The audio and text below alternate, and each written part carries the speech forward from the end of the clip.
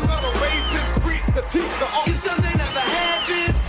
Number one, them wanna run about the gun. I wasn't licensed to have one. The minute they see me, fear me. I'm the epitome, a public enemy. Use, abuse, without clues. I refuse to blow fuse. They even had it on the news. Don't believe the hype. Don't believe the hype. Don't believe the hype. Back when I wrote y'all, yes. Annette in Illinois. Hey, Annette. Hello. Hi. Hello. Oh, I finally got through. I'm so thrilled. VP Harris, she is going to do great things for Black farmers, but I'm concerned about our college-educated kids.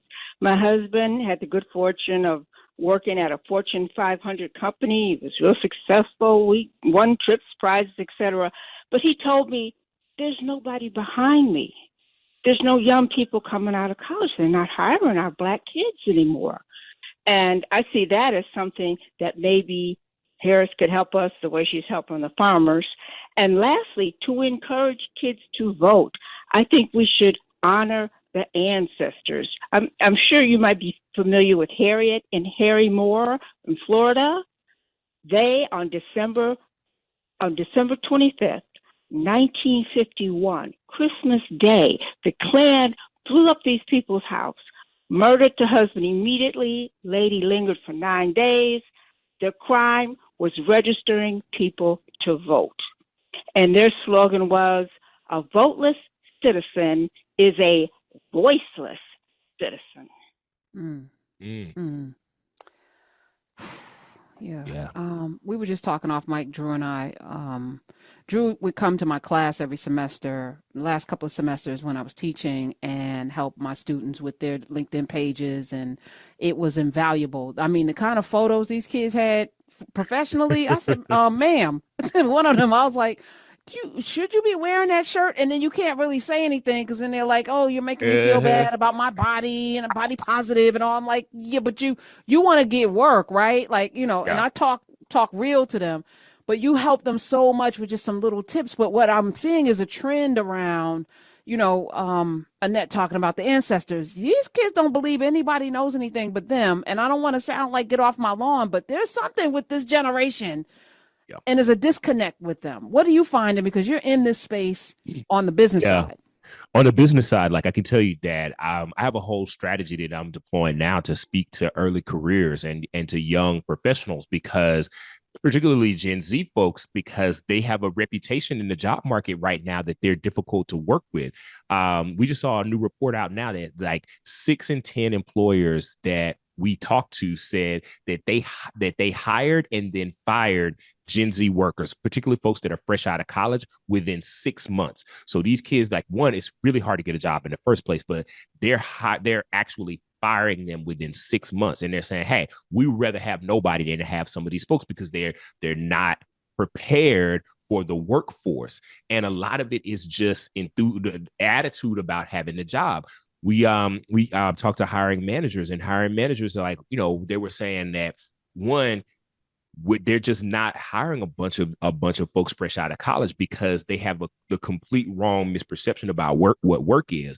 They don't respond back to the recruiters. Like we said, all the stuff on X and all these other places are people saying that they got ghosted by a recruiter. Well, the recruiters are saying, I'm telling young people, you need to respond back to a recruiter within 24 hours. People are saying, well, I don't really check my personal email like that. If you're looking for a job, you're going to have to. This is one of the toughest job markets, and it's going to be tough for the next 18 months. Companies are not firing people. They're not laying people off. So people are staying in place in their jobs. There are twice as many applicants for every job right now as there were a year ago. I was just talking to a guy today. He's got 4 children. He lives in Pennsylvania. He was bragging about his property taxes. And I was like, okay, you ain't got to rub it in my face. But his oldest, he said, is looking for a job. And he can't find a job. He's like, Dad, I'll work at Amazon Prime. They're not even hiring, right? Mm-hmm. He said, but I come home and he's sitting on the couch watching television. No chores done. I'm like, at least work around the house. And he's like, yeah, I don't really want to do it. Yeah, but I'm paying your cell phone. You don't have to pay rent. You can't find a job. But what you can't do is sit on the couch. I said, but that's on you. You've allowed that. Yep. You have given space. Well, that's my kid. And I was like, yeah, but how is he going to survive out here where he has to compete now? Because that has been the other thing, right? There has been this kind of wave of non-competition. Like they don't even know how to do that properly and show up and know how to make the difference and have an edge over your and maybe you have to send out 50 resumes. Yeah. Maybe you don't get that first job, second, third, or fourth. You know how many rejection notices I got? You know how many newspapers I applied to? I got the New York Times didn't hire me. The freaking Newsday didn't hire me. I got the job at the Daily News, but I put the Washington Post, I went and interviewed there, didn't get hired there, but I didn't stop. I didn't stop. And that was, a long time ago, but I know that you can't quit on yourself. But who's teaching them that? And two, look, that same attitude is showing up at work. That's why the ones that are getting hired are actually getting fired. You got all of these people, these content creators, these TikTokers and stuff like that are out here giving young people horrible advice. And what I would say to like younger people, if you're looking for a job right now, you got to participate in your own rescue on this one, because the number one thing that I wanted, this is one of the most competitive job markets. I say that all the time, but they're being targeted on social media with all this bad advice, people telling them to live the soft life and that, So what is that? What is that, Drew? What is live the soft life at work? That you close your laptop at 5 o'clock. You don't owe it to these companies to go this, and don't go to the after work thing if you don't really want to. In the beginning of your career, you should be grinding. And I'm not saying that you let companies take advantage of you or treat you poorly or that you stay in toxic environments. But if you are not working hard in the beginning of your career, how do you even know what you're good at and what you're not good at? How do you know if you're not working hard at it, whether or not you like it or you don't like it? And a reputation is what you build, right? And so you cannot listen to these people who don't make money from working a job like the one that you have. They make money from clicks and likes, from saying provocative things on the internet about jobs like the one that you have. You need to listen to people and build out a network of people that actually are successful at work and start to talk to them about how they got successful at work and begin to mirror that behavior. One of the things that we talk about is that one of the reasons why folks are not getting these jobs, they're not dressing professionally for the interview. And so the people are saying, do you even really want this job? They have no enthusiasm about the job. They just want a job. They're not letting the people know that they want this job. Hiring managers told us that if people don't send them a thank you note, they move on to the next candidate. That is how competitive this job market is, right? And you got all these people telling you that. Why are you telling them thank you for coming to an interview? Like, ain't it their job to look for a job? That's the wrong attitude and the wrong mindset. Oh my goodness. You have to be enthusiastic about this. Your attitude the first 2 years of your career, the first 3-4 years, is probably going to take you as far as the actual results that you get. People will give you a chance to fail multiple times if you fail with the right attitude and get up and say, okay, let me try this again. It is one of the lessons I said, people hire, it's more relationship than it is skill. You will learn the skill on the job. Every job that you go to, you won't know how to do it, even if you have a degree in it, because everybody does it differently. Even in journalism, the Times is different than the Post, is different than Newsday, is different than the Washington Post. They're all different. They have different style guides. You will learn on the job how to do it, but how you come in there is all about relationships, right? So that's one of the first lessons I teach my students, and navigating people. That's the biggest game. Being a good journalist is really about having a rapport with people and being willing and open. Folk got to talk to you and share things with you. How does that work? Do you go up and say, hello, my name is, like, that's one of the first lessons. I send them out on the street to go talk to vendors. Did you introduce yourself? No, why not? Is that not a person? Why would they talk to you? You just coming up to them, starting to ask questions. Who does that? Did your mother raise you that way? Like, I'm brutal, because those are the things. Yeah. And if it carries on, you said somebody showed up to a job interview in shorts. Yeah. So there's this young woman who showed up to a job interview in shorts, and the recruiter said to her, "Hey, I'm going to cancel this interview today. I think you should wear a suit for this." It was a Zoom interview, so I think you should wear a suit for this. And the girl, she didn't take the advice and just say, "Okay, this is somebody looking out for me, going to help me get this job." She got on the internet and she got on the TikTok, she got on the X and said, I had this short set on. I thought it was cute. I can't believe she told me da da da da." And people were saying that we're like, people who didn't have jobs were hyping her up like, "Oh, you can wear whatever you want to wear."